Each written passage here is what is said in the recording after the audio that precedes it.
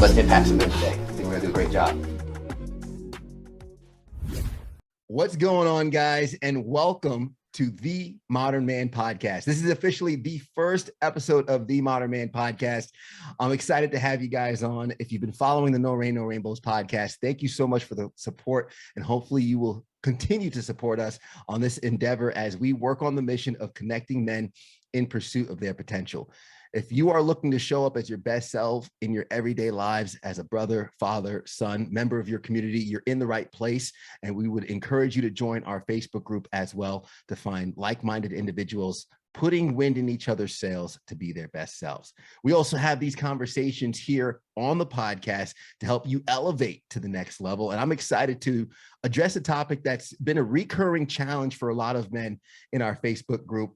And the person to help us walk us through this is the author of Rookie Father, a playbook for men experiencing fatherhood for the first time. It's a pleasure to have Kendall Smith on the call today. Kendall, thank you so much for joining us out of New Jersey.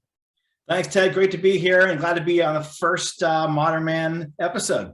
Absolutely. It's a pleasure. And the reason this was the first, and I wanted to kind of talk to you on it because it tends to be a recurring challenge that a lot of men in our group go through. Now, I'm recently married, about 9.5 months in. Congrats. So thank you. Still a rookie. I'd like to think I'm the rookie of the year, but we'll let my wife put in that nomination. So obviously there's a lot of things that I need to learn as a husband and haven't even gotten to the level of father yet. But one thing I noticed when you wrote the book and you mentioned the playbook for men experiencing fatherhood for the first time, you relied on the advice and the mentorship of a lot of other guys for you on that journey. How important was that as you started getting knee deep, waist deep, shoulder and over your head in fatherhood? You know, I'll tell you, the interesting quote that came out in the 90s that became kind of commonplace was, it takes a village to raise a child. Mm-hmm. And when I heard that, I thought about my hometown. It hit a nerve with me like none other, because my neighbor's fathers, my best friend's dads, I observed and I started to learn at an early age that if I'm going to be a father, I have to observe from someone else because my parents divorced and my parents were separated by the time I was 6. But I knew that I wanted to have a good foundation for myself. And so the advice that's in Rookie Father actually started when I was 8 years old. And there were observations, good and bad dads. And it's a collection of the wisdom I've garnered. And it's helped me preserve my marriage for 18 years. I'm a dad now of a son. He's 8 years old. And I think we're thick as thieves as far as our relationship goes. And I've tried to also make this advice in the book actionable. So it's not a 30-page dissertation, reads like a master's thesis. It's actionable and it's succinct advice written for how men consume advice content. Yeah, and the thing I love about it, you have 131 plays, and the chapters are they're very consumable, bite-sized, and I love how you break up the book into sections, and you also address different areas where, I mean, I could see in the thick of parenting, and I would also say as a caveat, your experience is not that unique. Right. Oh, no. And you even mentioned it in the book, how millions of men have grown up without that father figure in the household. So I'm sure so many men might feel that same void that you felt. But as somebody who acknowledges and knows that they were blessed to have their father in their lives, still do, thankfully. My dad's 80 years old now. Oh, wow. He's instilled a lot of knowledge on me, and he's done the best job he can with me. But even going through your book, you know, I'm learning to expand my playbook because, as you mentioned, you had multiple people that you pulled from. And I think that's true even for men who did grow up with a father in their household. So I do want to let anyone listening know that this is a book that is going to be very useful, whether you had a father growing up or not. Thank you. The way you break it down and you chunk it down into small consumable sections, I could see that being very, very helpful in terms of being in the thick of parenting and this thing comes up and you want to address that specifically. How did that format come about? Was that something you felt like you needed as a reference in your parenting journey? You know, it came from actually my experience working in men's health. Okay.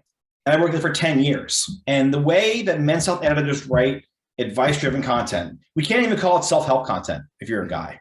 No one wants to ask for help. I joke about, again, it's kind of outdated, but if you were driving around without your navigation in your car and your wife turns and asks you to get directions if you're driving, you're going to refuse. Yeah. It's our instinct, right? So in Men's Health, the way they positioned it and the way they wrote for men was all suggestive. Like, here's a challenge and here's one way to remedy the challenge with a solution, with an approach. Mm-hmm. And the other reason is we don't have the time as dads to dive into a deep 30-page read. It's got to be succinct. And it's I'd say 90% of the book is based on real world examples and observations. So it's not pie in the sky. It's not theoretical. And it's something that every guy can skip through as well. It's not something you read page 1 to page 300. It's broken up. Yeah. So there's a lot to unpack in the book, but jumping into kind of the pain point for some of the guys in our Facebook group, and really the pain point that you touch on a number of times in a number of different ways in the book, and some of that comes out as time management. And what I love is you mentioned the time management, you mentioned the different stages that your kid would be in, and how to also manage that with a spouse.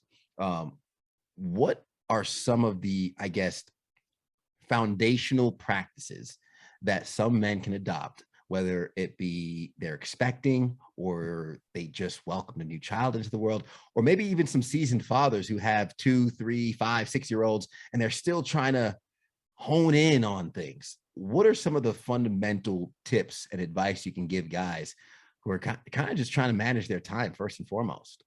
I think the right way to think about it, there's 3 suggestions. One, if you're an expectant father or your child's under a year old, that first year of their life is your sabbatical from your hobbies.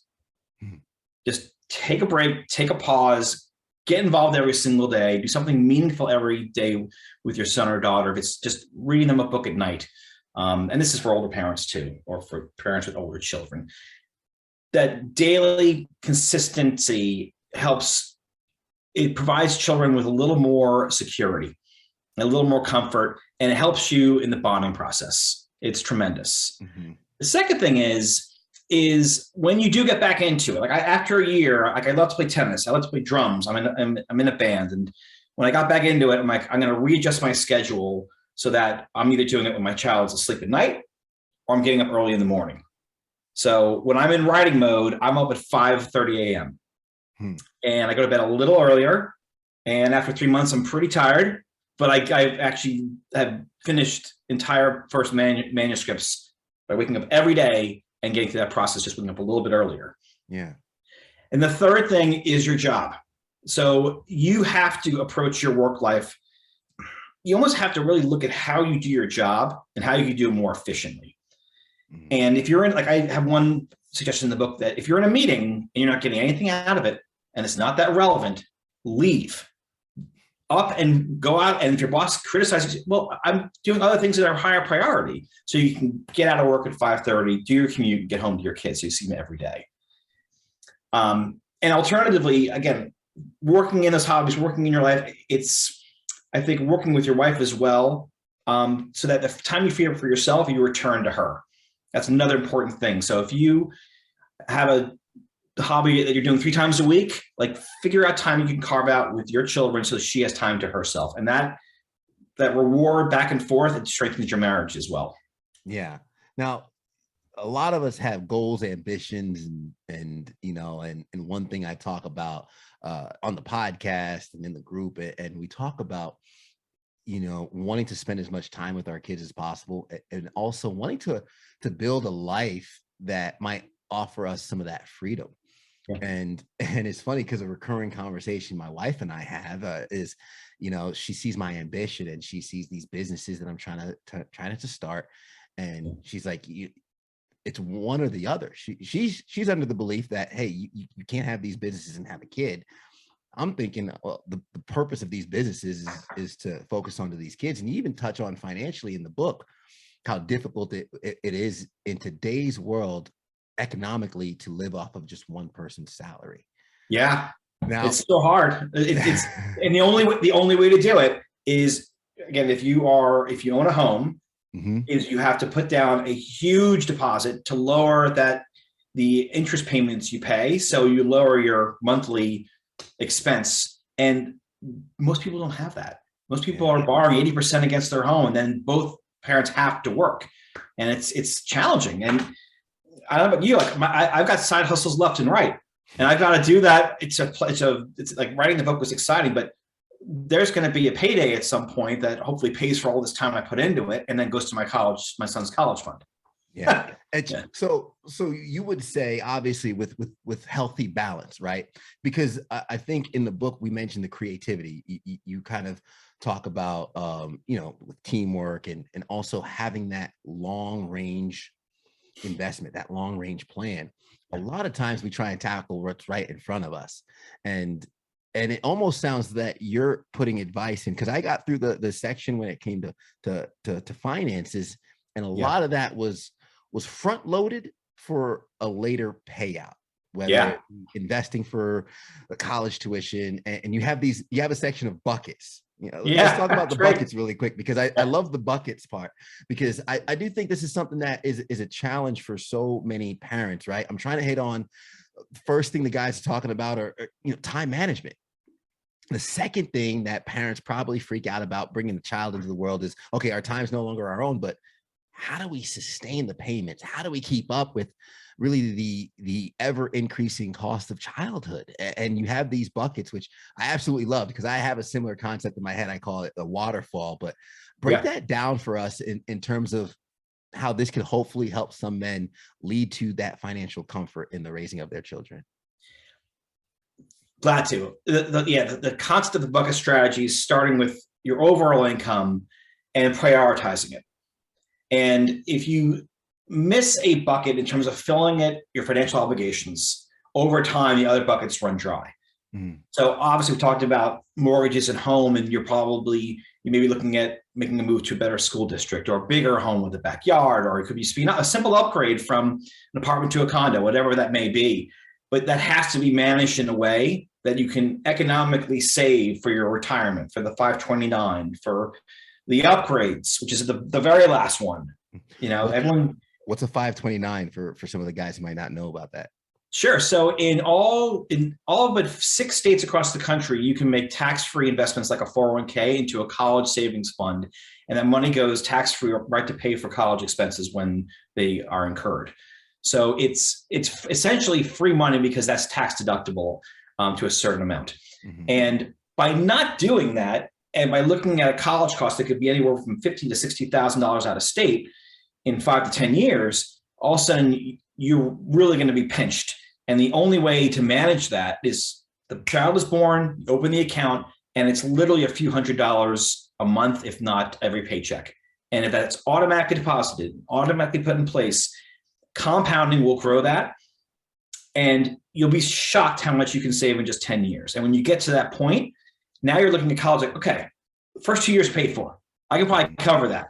So that third year, maybe we squeak out one more third year. And if you could get all of college paid, and you're at the time where maybe you're near retirement, or maybe you have a second child on the way and you got to get that college fund going, irregardless, you're going to be in so much a better spot just to have the opportunity to retire with that 529 in place. And then what comes before that is your 401k. That has to be funded first, because your child may be able to procure grants, loans to pay for the college themselves. If you can't pay for your own retirement through a 401k, then you're working forever. And no one wants to do that. That's misery. Yeah. And I know a lot of parents who are now retired, and they're enjoying being able to spend time with their kids, travel, to be with their grandkids, and have that enjoyment and that freedom because of the decisions they made early. And the way I hear that, to be honest, and maybe speaking to some of the fellows listening, is for the cost of a pair of Jordans a month, I could pay for my kids' college tuition. Yeah, that's a great analogy. That's great. Yeah, because I know a lot of you guys listening have a closet full of them. That's all I'm saying. What is breaking it down, because those 2 pain points, right? Time management, finances. We know those are things parents worry about.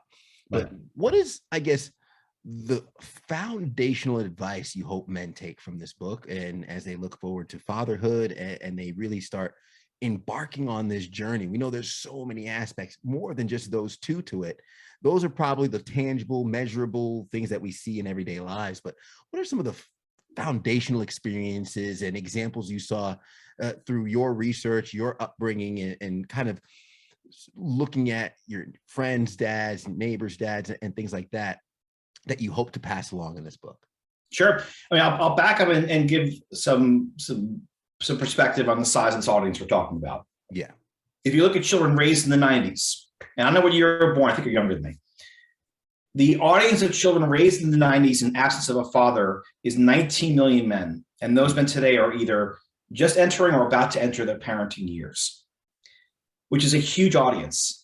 If you have a father, when you become one, you've had that knowledge passed down to you. You've had that wisdom that you can put to use. And if you don't, the way that I hope men take away from this book is they can write their own playbook.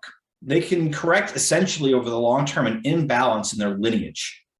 And it gets to the legacy section of the book, which is if you raise an absence of a father, and at the end of when you leave this world for the next, and your kids are happy, you've remained married and committed, they're in good relationships, you have grandkids, you really course corrected an imbalance in that lineage should be something positive. And it's probably the most important thing you could do in your life.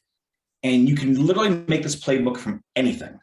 It could be characters on TV that inspired you, movie characters, Lawrence Fishburne, Boys in the Hood.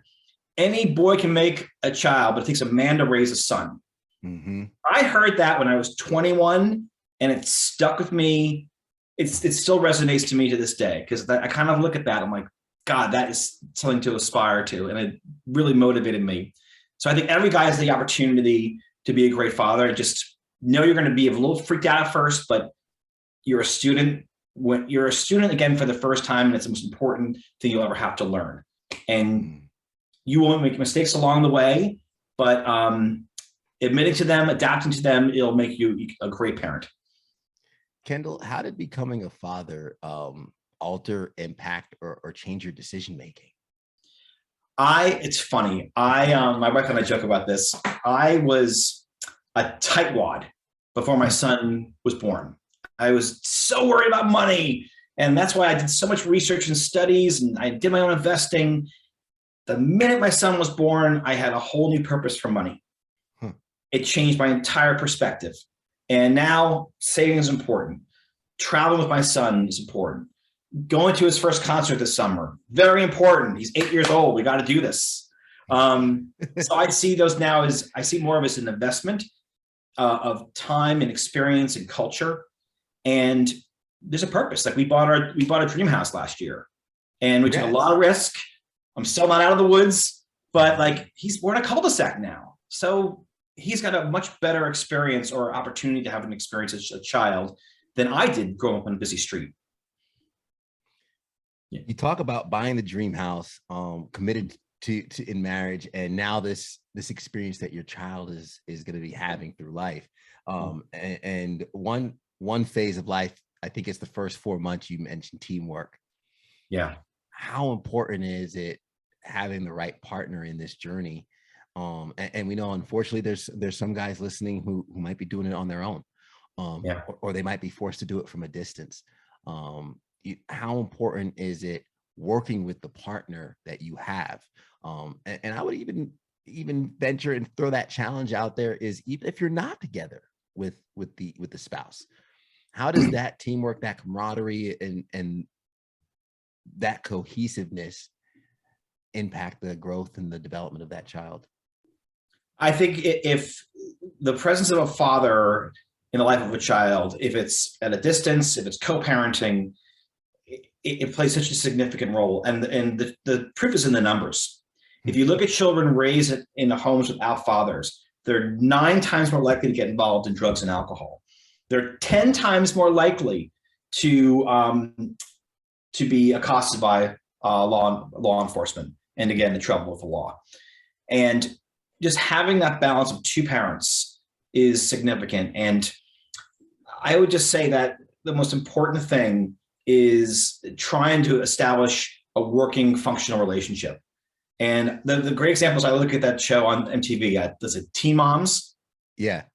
So that show, I look at these guys, they're super young and they don't know what's going on and they get freaked out and they want to go party with their boys. And it's like, yeah, but you're missing an opportunity. When your child goes from 1 to 2 years old, if you haven't been in the last 9 months, that time is gone forever. And that opportunity to bond is gone forever. You've got to be there every single day and have a presence.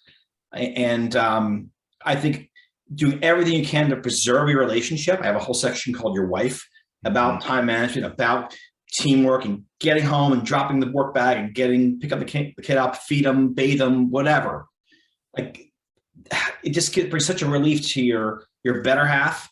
And I think it's critical that guys commit to that. If they just do that one thing, even if their wife is yelling at them, the end of the week, and you present your case, you're kind of hard on me this week. Look what I did. Look how much time I gave back to you. Look how involved I was. You're innocent in the eyes of God. Yeah. I want to follow that really quick because I really enjoyed that section in terms of for those guys who are with their wives, whether it be the first few stages going through the next stages or whatnot, and that camaraderie and that teamwork and kind of the way you two co-parent together. Yeah. You talk about the authority, for example. If the authority just comes from one parent, children are going to learn really quick how to manipulate, and it becomes almost a house divided if there's not unity in the way discipline's administered and given. But you also talk about, quite frankly, early on in life, there's things that you can't do that the mother can do. There's things that the mom's going to be kind of taking on. How can a new father best support their partner in the process of the, I guess, newborn stages? Yeah, there's certain things you will not be able to accomplish unless and breastfeeding is the number one thing. It's feeding. Yeah. Let's get to the point. And she may be able, obviously they can pump and freeze the milk and there's things to manage that, but take something else over.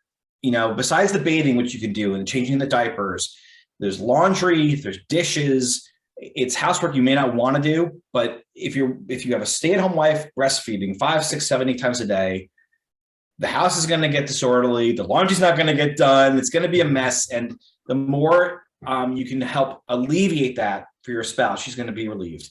And that's all you're trying to do is participate as much as you can. And then eventually, when they move past breastfeeding around, like I said, 9 or 10 months, maybe a little earlier, if they're to help them sleep through the night, you can get involved with that, and then make that your nightly thing.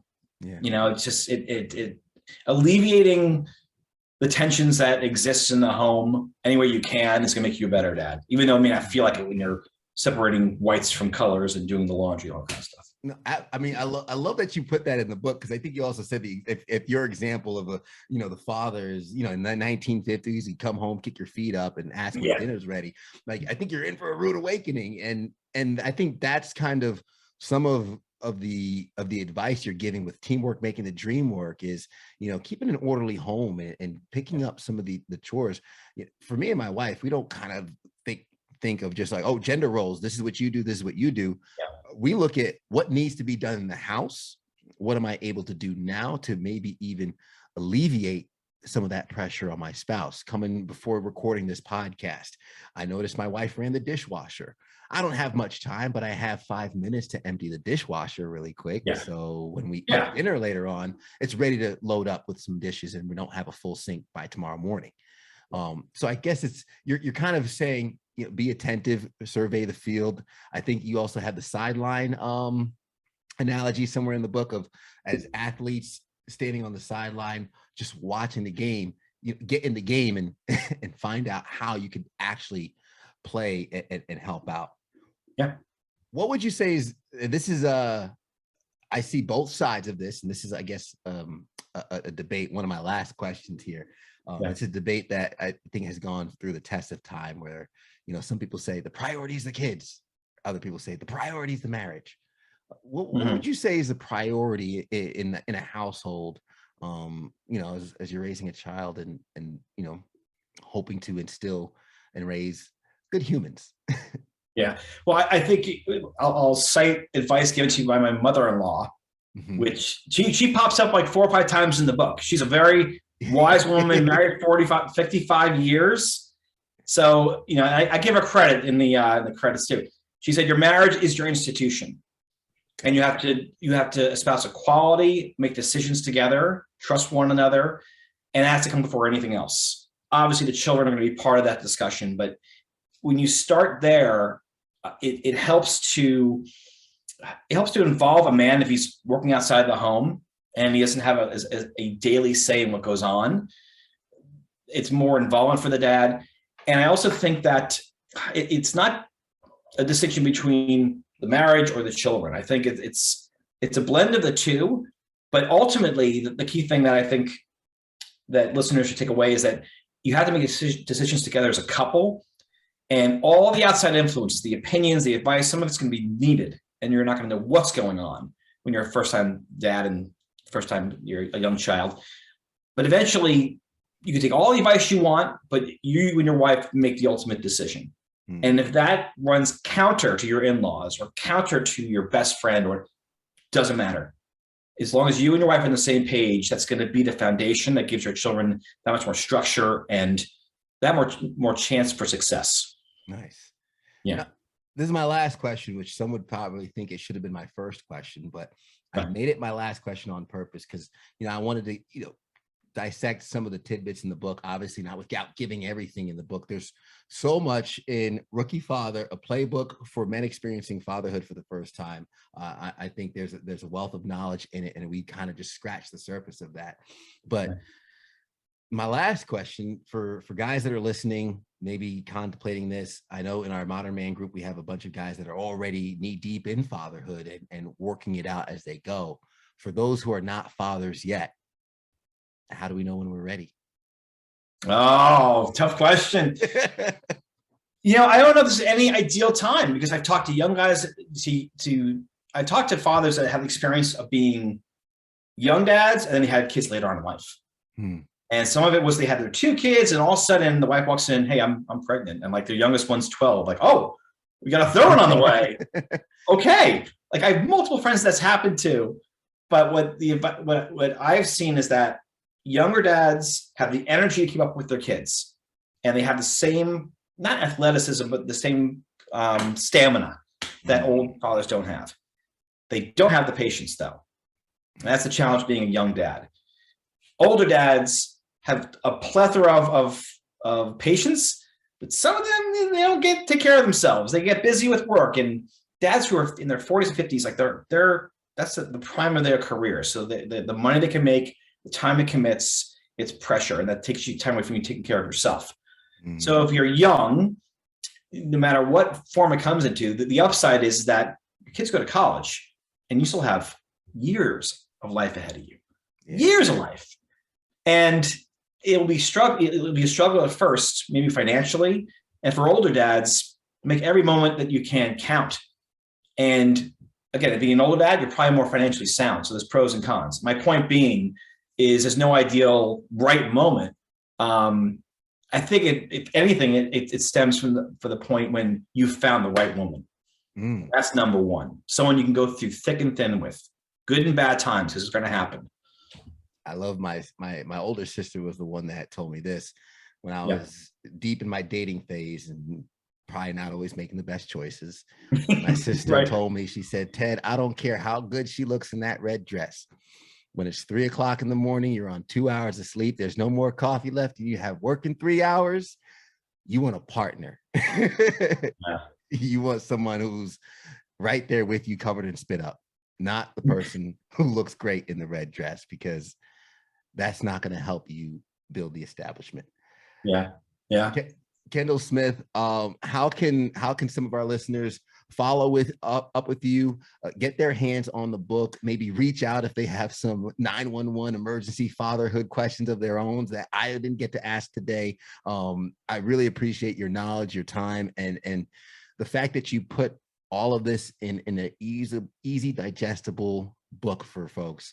is really a gift to the world. So I'd love for our audience to have some access to you.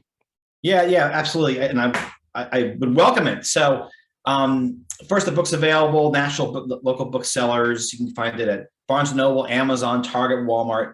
I encourage folks to go to local bookstores to find it. TheRookieFather.com is the website, which has the reviews, articles, and then Gmail is TheRookieFather@Gmail. It's the same handle for Facebook, for Instagram, and Author Kendall on Twitter. And I welcome anyone to sign up. And I'm going to check out your Modern Man Facebook group. I'm going to join it. Yeah, please do and hop in, because I know I like to throw questions out, and there's also questions from the members. And again, I'm 100% not gonna say 100% self-aware. We always work on that self-awareness, but I know I don't know it all. And there are avenues where I'm more focused on procuring the experts than being the expert. And community is really what it's all about. So would love to have you in the group. I think our men would very, very much get a lot of benefits from the knowledge and everything you have to share. So thank you for being with us today, Kendall, sharing your insights, your thoughts, and I hope folks can pick up the book. Thanks, Ted. Great talking to you, and wishing you all the best success with the revised new podcasts. Yeah, no, I appreciate it. And I think this is just the tip of the iceberg for how deep and how much impact we can have for men who are looking to reach their potential and unlock their potential. So for everybody making it to the end of the episode, we thank you. We appreciate you. If you're contemplating fatherhood, you're not sure if you're ready yet, I'll tell you what someone told me. A mentor said, Ted, you're never going to be ready. When you say, I got to wait till I get 1 million, you get to 1 million, you get to 2 million in the bank, you're still not ready financially, emotionally, maturity levels. Everything's going to be a work in progress. So when you meet that right partner, when you meet that right person, that spouse, your wife, or your partner to go through thick and thin with, that is going to be the time. And of course, embrace every single moment and create those moments with your child, because they can't be replaced. You can build your career later, you can build your business later, you can get back to work later, but make those memories while you still can. We appreciate you guys being on this episode with us. Hopefully you got value from it. If you did, hit that subscribe button to get a new episode each and every single week. I encourage you to join and check out our Facebook group to keep the conversation going with like-minded men who are looking to show up as their best selves in their everyday lives and help each other grow. Thank you guys. And as always, we'll catch you next week.